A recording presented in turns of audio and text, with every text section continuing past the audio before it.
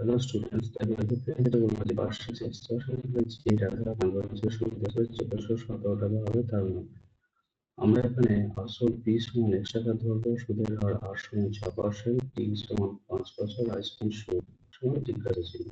অর্থাৎ সুদটা আমাকে এখানে বের করতে হবে।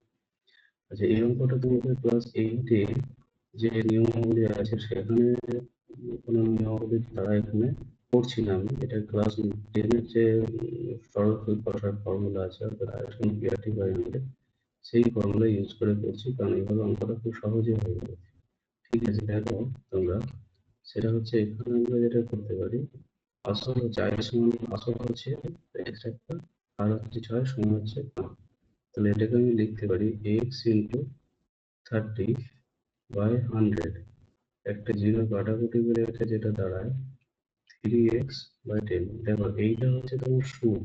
তাহলে আমাকে বলা হচ্ছে সুদে আসলে, তাহলে আমি কি শর্তানুসারে কি লিখতে পারি, সেটা হচ্ছে x টাকা আসল এবং এর সুদ হচ্ছে 3x by 10, that equals to 1417। কেমন? আসল এবং সুদ যোগ করে হচ্ছে 1417 টাকা।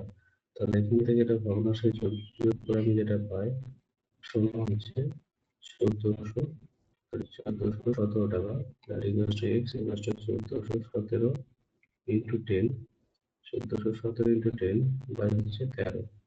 এটা কি 13 দ্বারা কাটাকাটি যাবে? নিশ্চয়ই যাবে, না হলে দেবে তুমি। তাহলে এটা 13 একে 13। আচ্ছা, এক এক মানে 11 তো যাবে না, তাহলে শূন্য যদি করা হয় 13 9 হচ্ছে এটা। তাহলে এক্স ইকুয়ালস টু 1090 টাকা। এই টাকাটা কনভার্সে সুদে আসলে 1417 টাকা হবে। তাহলে এখানে সঠিক অ্যান্সার হচ্ছে হ্যালো স্টুডেন্ট, আমি আমার চ্যানেলটিকে তোমাদেরকে লাইক এবং সাবস্ক্রাইব করার জন্য অনুরোধ করছি। ভালো লাগলে তোমরা লাইক এবং সাবস্ক্রাইব করে দাও খুব শীঘ্রই।